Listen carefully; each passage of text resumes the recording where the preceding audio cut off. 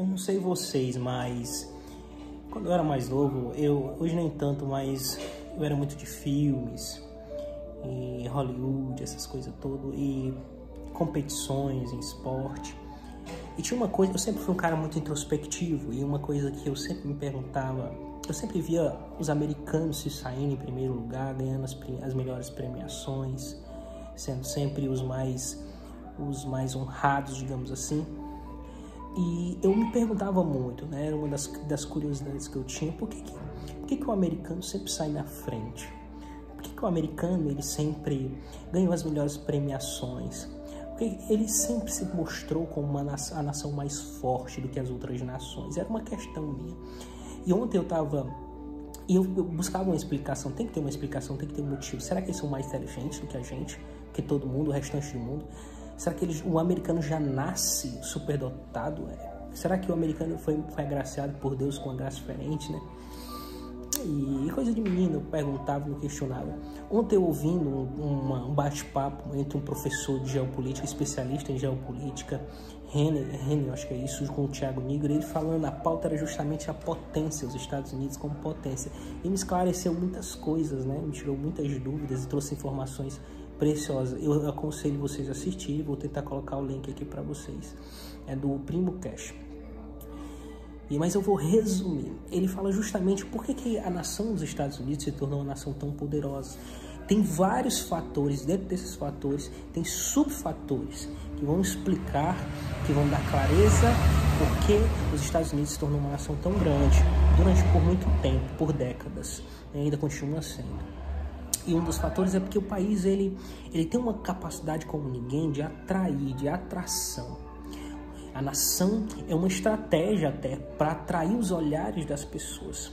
Ele tem uma capacidade, pensa aí na indústria de filmes, né? Pensa aí na indústria da produção cinematográfica, para criar aquela fantasia na cabeça das pessoas, os personagens famosíssimos no mundo todo, não é? Pensa nas marcas multibilionárias, marcas que são conhecidas, mais conhecidas do que a gente imagina. Foi feita uma pesquisa, aquela conchinha da Shell, ela é mais conhecida em lugares do que a cruz. Olha isso, do que a cruz. Quando você olha a cruz, o que você lembra? Você lembra do cristianismo. Mas a Shell, aquele símbolo da Shell, chegou em mais lugares do que a cruz ainda não chegou. Pensa em McDonald's, Habib's, essas grandes marcas bilionárias. Então assim, é uma indústria para chamar a atenção. E ela atrai as mentes brilhantes. Não só atrai olhares, mas atrai as mentes brilhantes para morar lá. Pessoas que vão para lá. Muitos gênios célebres viveram, tanto nativos quanto pessoas que vêm de fora. E esses grandes gênios que viveram nessa nação são gênios que contribuíram para a nação, geraram inovação e riqueza.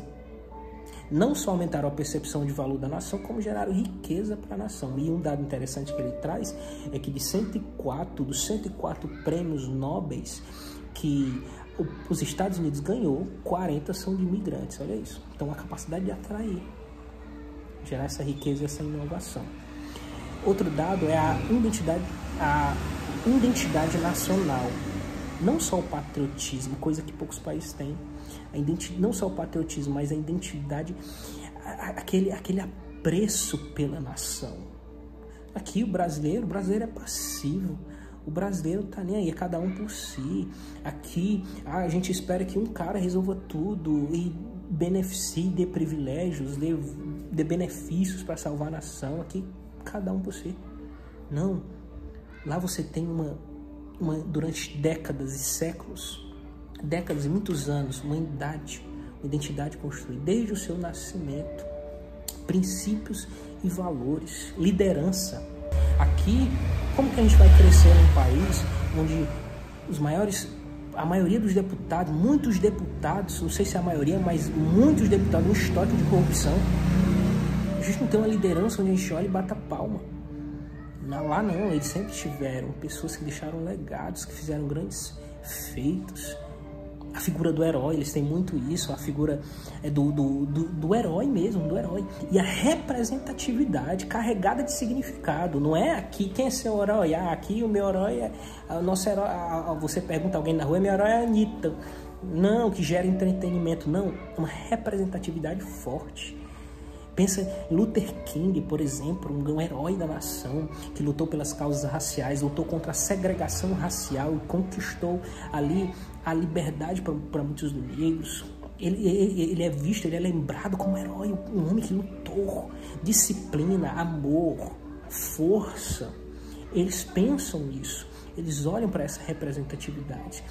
Nas casas, por exemplo, nos filmes a gente vê muitos, elas são cheias de quadros com pessoas condecoradas, pessoas que foram premiadas, tudo isso.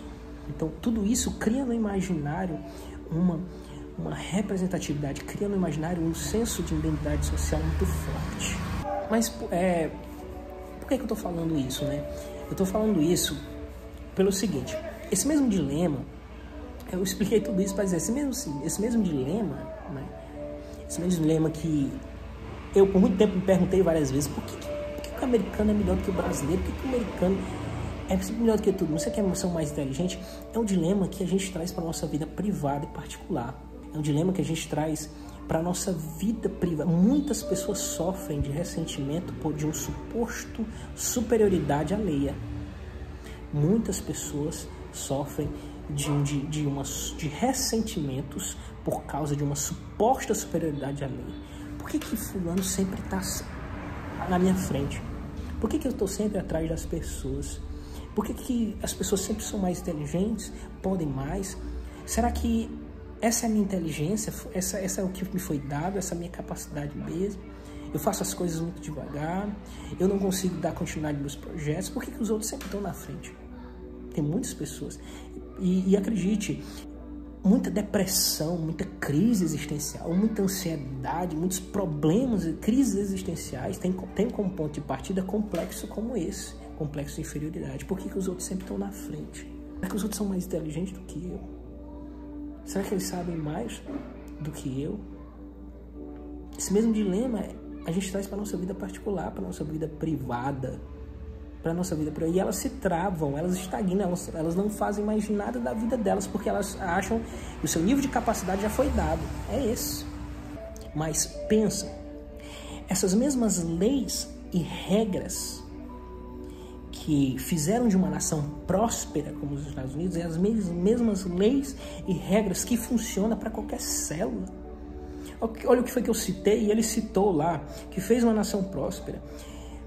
Laços fortes, liderança, referência, representatividade, disciplina, conhecimento, capital humano.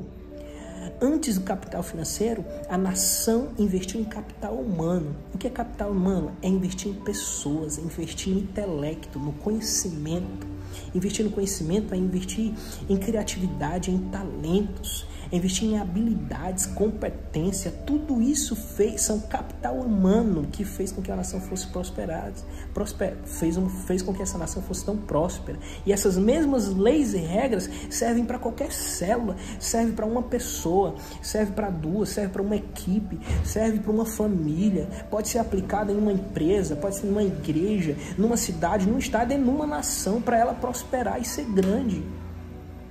Então, em vez da gente estar gastando esforço e energia tentando entender por que os outros sempre estão na frente, a gente devia gastar energia e esforço para aplicar essas leis e regras na nossa vida, porque também vale para a gente liderança, laços, representatividade, valor, princípio, disciplina, conhecimento intelectual, investir em você, no seu capital humano, que é você, investir em você.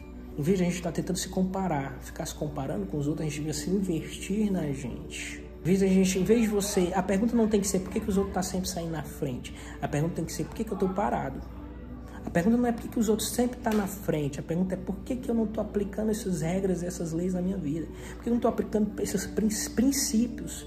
Que princípios e valores eu estou deixando de aplicar na minha vida. eu não tenho pessoas de referência, eu não tenho laços fortes, eu não tenho disciplina, eu não busco conhecimento, não desenvolvo minhas habilidades, como é que eu vou ser grande? Eu sempre vou olhar para os outros superior a mim, como alguém que sempre passa na minha frente. Essa é a lição, né? Eu achei interessante porque ele esclareceu coisas que estão ao nosso alcance. É claro, os Estados Unidos soube aproveitar o tempo, foi uma nação que soube aproveitar o tempo para amadurecer, não foi de uma hora para outra, foi um construto. E assim também acontece com a gente. Para crescer leva tempo e é um construto, uma construção.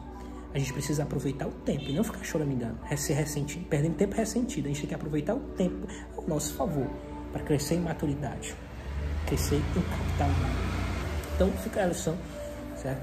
Vai lá e assiste essa entrevista toda. Até a próxima.